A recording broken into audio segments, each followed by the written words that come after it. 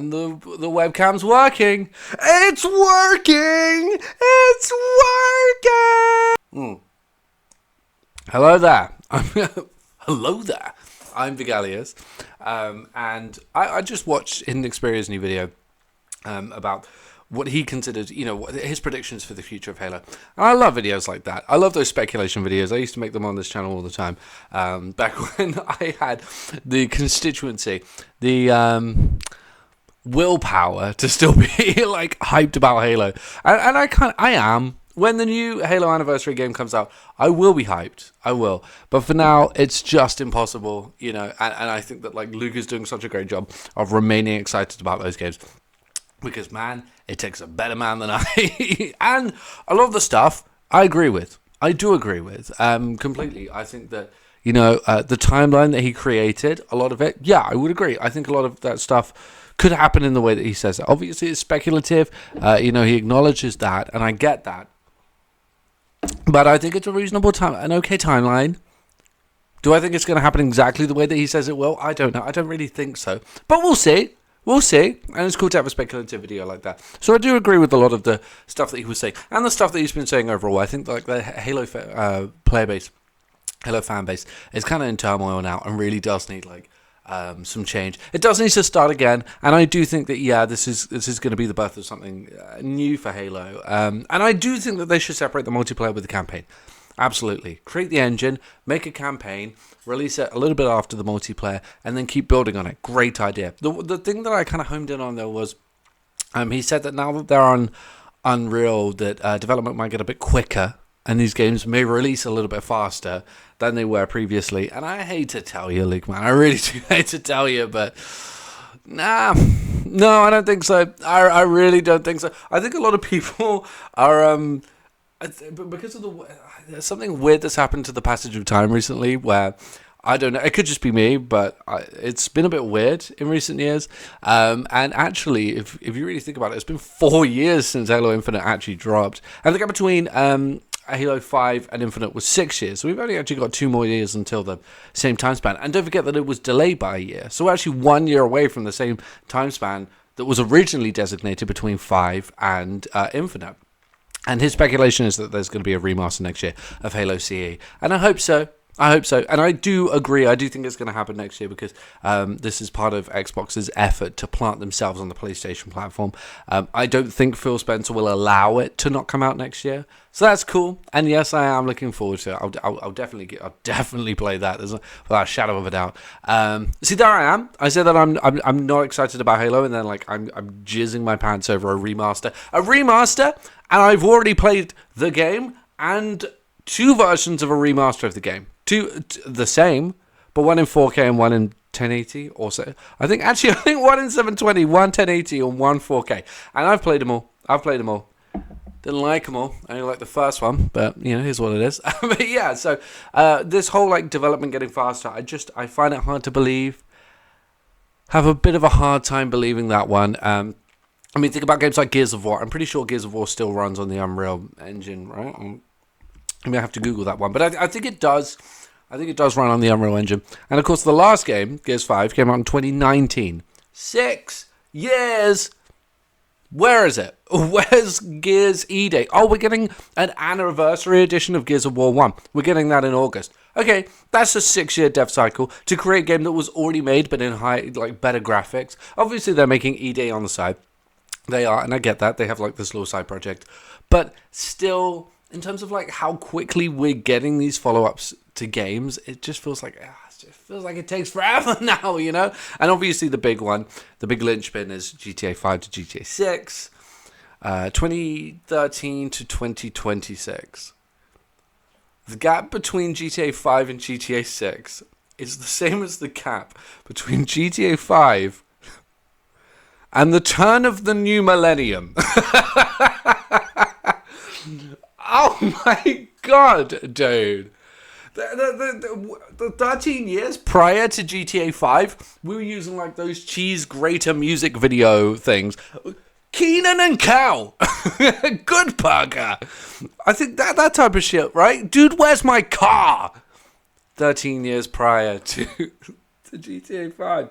and we're finally getting GTA 6. I mean, yeah, I'm not the first person to say that the gap is kind of outrageous, but, you know, I just think it's something we should focus on. And why is it? I don't know. And this is one of those things where, like, I feel like a bit of a dick because I'm chiming in on something that, frankly, I don't understand. And I know that. I know I don't understand the development process, and it's stuff that I don't get, so I should just leave them to do it, right? But at the same time, I can't help but think, like, how is it taking so long to make games? I mean, it's outrageous. Like, I thought Splitgate 1 to Splitgate 2 was super quick. I was like, oh my god, 3 years?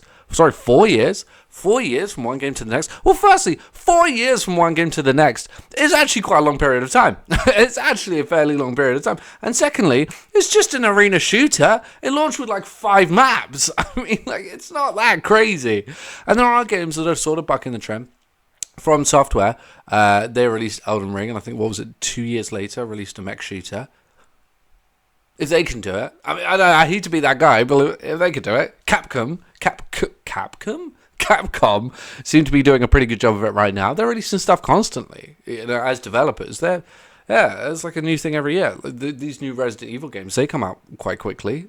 These, you know, and in between the remakes, they have new releases of games. I mean, they had the remake, and then they had Resident Evil 2 remake, Resident Evil 3 remake, Resident Evil 7, Resident Evil 4 remake, and that was all in the space of like 5 years, wasn't it? Maybe 6 years. That's a bunch of games.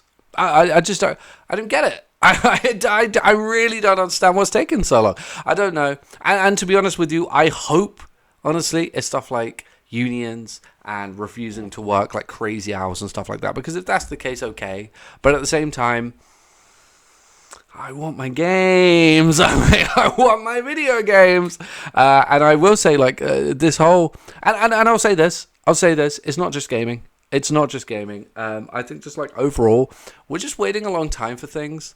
I was thinking about this earlier. Like, Stranger Things, 3 years from one season to the next. 3 years. Sorry. From Squid Game, season 1 to season 2, 4 years. Four? What? I know that they released 2 and 3, but to be honest, let's be honest. 2 and 3 was one season. I haven't even seen season 3. But if they're releasing it 6 months later, they shot it as one season. 4 years? 4 years? I'm still waiting for Wednesday season 2.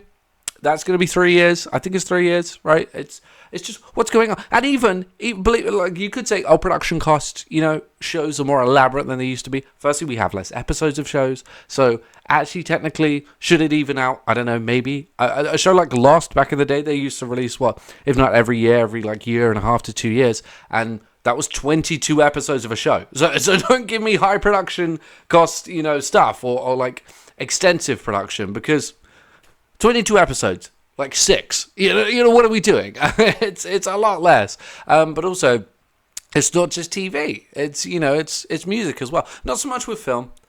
Actually, yeah, kind of with film. There is a big gap between a lot of films and sequels nowadays. But like with music, a lot of the stuff that I listen to, mostly the more mainstream stuff, takes years for an artist to release albums. Artists used to release a new album like every year or two, every couple of years or so. We waited between Damn and Mr. Morale was 5 years. Tame Impala, I'm still waiting for their next album. It's been 5 years. It's been 5 goddamn years, guys. Where is it? Where's the album? You know, and it's just like, it just seems to be going on. I get the feeling that a lot of it is like building hype, or I think more so it's milking what you have than building hype, actually, particularly in terms of music, like touring, keeping that touring going. I think, honestly, the Eras Tour is going to have a huge effect on how long it takes to release or to receive a new album, because she managed to milk all of that shit so much. But yeah, I think in terms of like shows and games and stuff, it's like, well, we have this multiplayer component, we're still making money on microtransactions, so why risk it and make a new thing? I think a lot of it is that, honestly. I hate to say it. That's why stuff like those From Software games, single player, yeah, makes you wonder, doesn't it? It does make you wonder. I don't want to be too cynical. You know, these devs are working overtime and working their asses off, then okay. But I just need you all to know that it's getting on my nerves just a little bit. It's taking so damn long to get my games.